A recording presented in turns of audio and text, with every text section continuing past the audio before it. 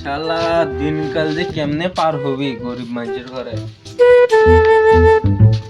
মাতবারক যে কইলাম আমার কামলাটা একটু দামটা বাড়ি দেন, তাছাড়া আমার চল দিছে না সংসার। ইংরেজ সংসার চলে 300 টাকা 400 টাকা কাম করলে চলে সংসার।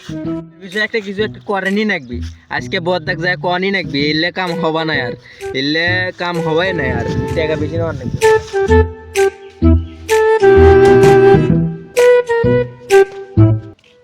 হুজুর, কামলারা তো ডিস্টার্ব করতেছে।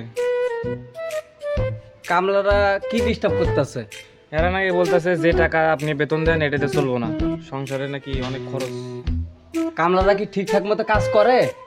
কাজ তো করে হুজুর, কিন্তু যে টাকা দেন এই টাকা দিয়ে ওদের সংসার চলে না।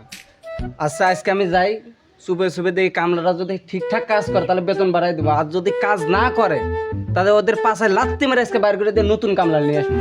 চলো চলেন হুজুর। সমস্যার মধ্যে আছি, এর মধ্যে আবারও যদি কামলারা সমস্যা করে তাহলে তো অনেক দুঃখজনক বিষয়।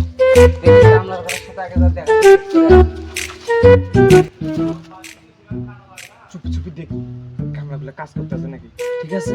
সরাসরি গেলে যদি আমাকে দিকে আবার কাজ শুরু করে দেয়, চুপি চুপি দেখি। চলো, ওই আপনার বুদ্ধিটাও ঠিক আছে, চলো। জঙ্গল থেকে দেখি।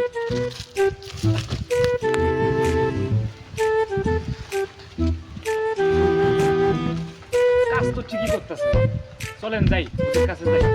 আর একটু দেখি, ওরা দেখি রোদের ভেতর কি করে, একটু কাজ করে কি না, না বাড়ি চলে আসে, তারপর আমরা যাচ্ছি, দেখি একটু। মাতবারের সাথে অত খাতিরানা করে লাভ নাই।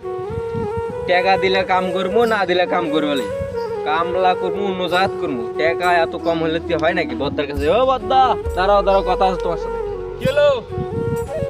এদিকে শোন শোন, বুঝি না কিছু, শোন এদিকে আয়, কাছে আয়। ভাই ভাই ভাই ভাই, মাতবার আসতে